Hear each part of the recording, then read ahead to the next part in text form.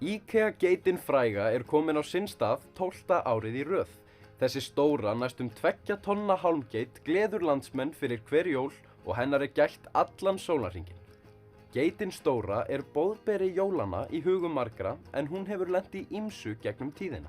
Hún birtist fyrst hér á landi fyrir jólin 2010 en hún fékk ekki að njóta hátíðanna það árið því á Þorláksmessu var kveikt í henni. Aftur var kveikt í geitinni nokkrum árum síðar. Fyrir jólin kviknaði í jólaseríu sem prýddi hana, það hefur verið keyrt á hana og eitt árið fauk hún í óveðri. Geitin þess vegna vel vöktuð. Við erum búin að setja grindverk í kringum hana til að tryggja það bæði hún verði ekki fyrir skemmdum og líka að maður komist nú ekki alveg upp að henni.